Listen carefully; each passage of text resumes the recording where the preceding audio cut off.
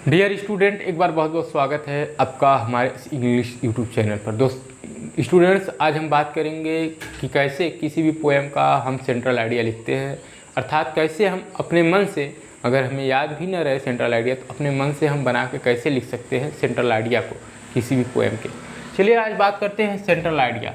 Central idea का मतलब क्या होता है स्टूडेंट? सेंट्रल आइडिया का मतलब होता है मुख्य विचार, यानी जो भी कविता है उसमें मुख्य रूप से क्या कहा गया, उसका मुख्य विचार क्या है, मेन पॉइंट क्या है, क्या करना चाहता है कवि संक्षेप में उस कविता के माध्यम से, उसी को आप सेंट्रल आइडिया बोलते हैं। और इस किसका हम अध्ययन करने जा रहे हैं central idea? Dust of snow. Dust of snow जो पोएम था, जो कि रॉबर्ट फ्रॉस्ट द्वारा लिखा गया है, उसका आज हम सेंट्रल आइडिया की बात करेंगे।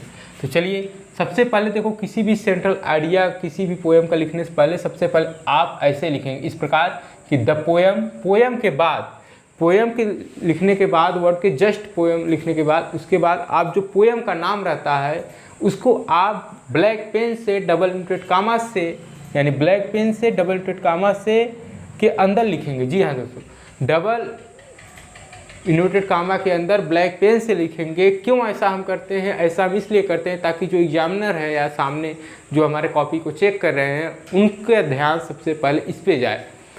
The poem dust of snow ऐसे लिखेंगे डबल इन्वर्टेड कामा के अंदर, पोएम का नाम कोई भी पोएम हो, और हैज़ बीन कंपोज्ड बाई, जैसे हैज़ बीन कंपोज्ड मतलब रचना की गई है उसकी पोएम की, बाई किसके द्वारा।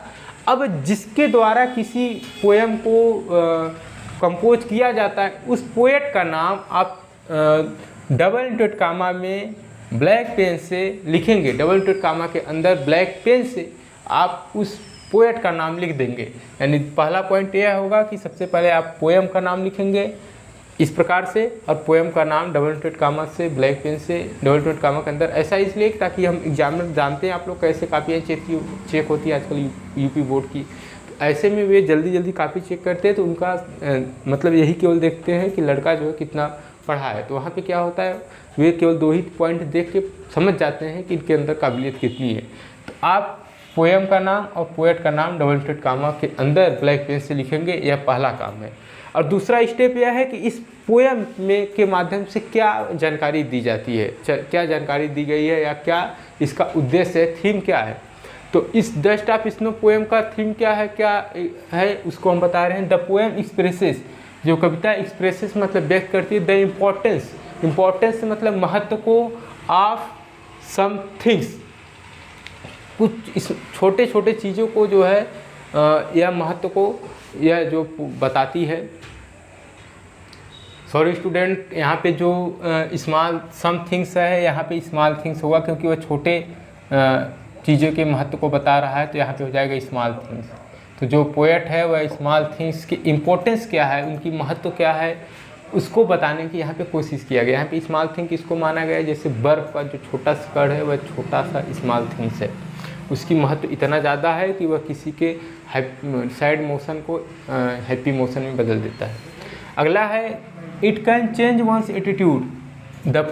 It can change the one's attitude, यह किसी के हाव भाव में परिवर्तन कर सकता है। एटीट्यूड मतलब होता है हाव भाव। एटीट्यूड कुछ लोगों का ज़्यादा रहता है तो ज़्यादा हाव भाव में रहते हैं, तो किसी के एटीट्यूड में, किसी भी व्यक्ति के एटीट्यूड में बदलाव कर सकता है। अब अगला है line the poet admires the beauty of snow, और जो कवि है वह बर्फ की, कण की जो सुंदरता है उसकी प्रशंसा करता है।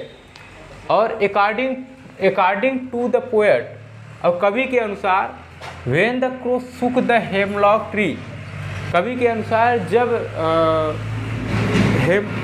कौवा जो है वह धतूरे के वृक्ष को हिला देता है, सूख कर देता है, तो क्या होता है कि एंड तब, और डस्ट ऑफ स्नो, और तब बर्फ़ का जो कण है, फेल मतलब गिरता है, ऑन द पोएट कवि के ऊपर, और बर्फ़ का कण जो है कवि के ऊपर गिरता है। देन मतलब तब क्या होता है, हिज सैडनेस मूड, यानी उस कवि का जो दुखी मन था वह चेंज इनटू हैप्पीनेस, वह खुशी में बदल जाता है। यानी कवि का जो दुखी मन था वह किस में बदल जाता है, हैप्पीनेस मूड में बदल जाता है। यानी यही सेंट्रल आइडिया था। सेंट्रल आइडिया में मुख्य रूप से आपको दो ही बात ध्यान देना है।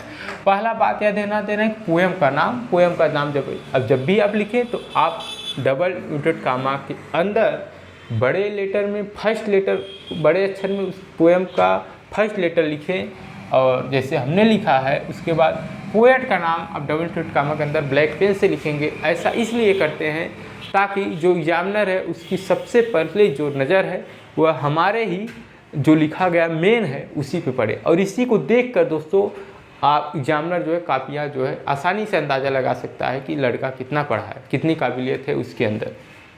फिर से एक बार देख लेते हैं। The poem dust of snow, यह जो कविता है डस्ट ऑफ स्नो, बर्फ का कण, हैज़ बीन कंपोज रचना की गई है उसकी बाय रॉबर्ट फ्रॉस्ट के द्वारा। द पोएम, यह जो कविता एक्सप्रेसेस व्यक्त करती है the importance of small things, छोटे छोटे चीज़ों के महत्व को यह बताती है, व्यक्त करती है। It can change one's attitude, यह किसी का हाव भाव में परिवर्तन ला सकती है। द पोएट एडमायर्स, और कवि जो है एडमायर्स मतलब प्रशंसा करता है। The beauty of snow, the बर्फ का कण का जो सुंदरता है उसकी प्रशंसा करता है। और आगे कहता है अकॉर्डिंग टू द पोएट, कवि के अनुसार, when the crow shook the hemlock tree, जब जो है कौवा जो है धतूरे के वृक्ष को हिला देता है तब क्या होता है, and dust of snow fell on the poet, और धूल का कण जो है बर्फ का जो कण है वह कवि के ऊपर गिरता है।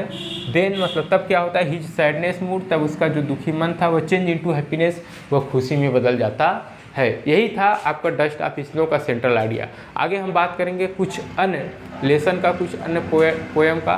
तब तक के लिए आप लोग हमारे इस वीडियो बने रहिए। हाँ, इस वीडियो में जो भी आपको समझ में आए आप वो कमेंट बॉक्स में कमेंट करके पूछ सकते हैं।